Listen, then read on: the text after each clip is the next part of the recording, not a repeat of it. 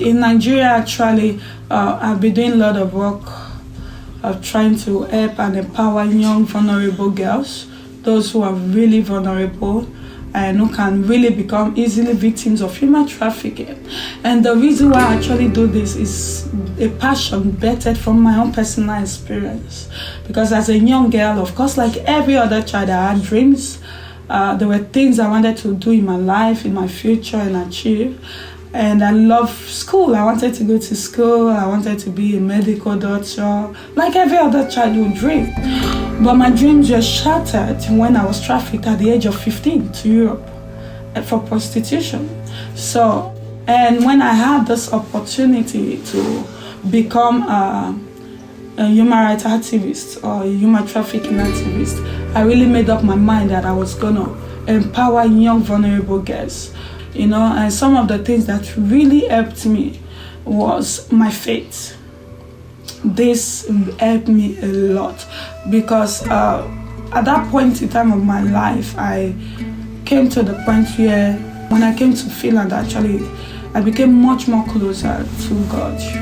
At first, I don't really care much or stuff like that, but I was having a Bible and I began to read. And I began to see a lot of people who have been through so much in their lives and how their lives were changed. Actually, that was a breaking point for me. And I began to realize that, okay, because at that time I really thought that was it for me. I was uneducated. I didn't have any degree. I didn't go to any school. I don't have any profession, nothing. So I felt like, okay, so I can't be useful for anything. And this is how so many people feel. From there, the Lord began to help me understand that your life can still give birth to something good. You can still do something good. But really, to be sincere, I never saw that coming. I think that there are a lot of things that are very important, you know, when it comes to combating trafficking. And I believe in combating trafficking, the first thing to take in consideration is attacking the root causes of human trafficking. Most time we neglect the root causes and we actually go for trying to look for a way to solve it. But you can't really solve something you don't know or understand the root causes. And in various countries of the world, there are different type of root causes of trafficking. In some countries it is poverty, famine, and in some countries it can be, you know, discrimination, it can be inequality, it can be so many causes.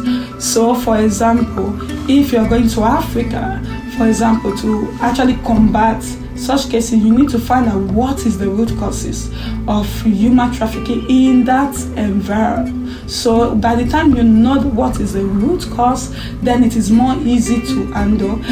There are so many people in rural areas who might not actually understand what trafficking is. So by the time you get their leaders involved, you get their kings involved, you get their community leader involved, it becomes much easier to reach out to them. What I want to say is to encourage everybody to come out from their comfort zones and to be part of this fight. Because today it might be someone else and tomorrow it might be your own child who will become a victim of trafficking. So it's not a thing that is to be neglected or taken slightly, but it is something that we must all know that is beginning to creep into our own doorsteps, into our own houses.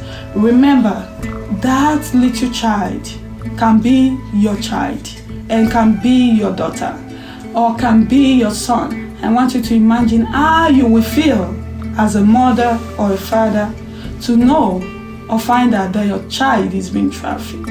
So today, I call us for a work of action to be able to be part of this great pursuit to combat trafficking and put an end to labor trafficking, sex trafficking, all form of slavery completely. Because in the UN article, it's actually stated in Article 3, 4, and 5 that no one deserves to be a slave. Everyone deserves freedom, and this is our pursuit and our fight. My fight is a fight of freedom, and you can be part of that fight. So today I call on everyone to join me as we actually fight for the freedom of others. Thank you.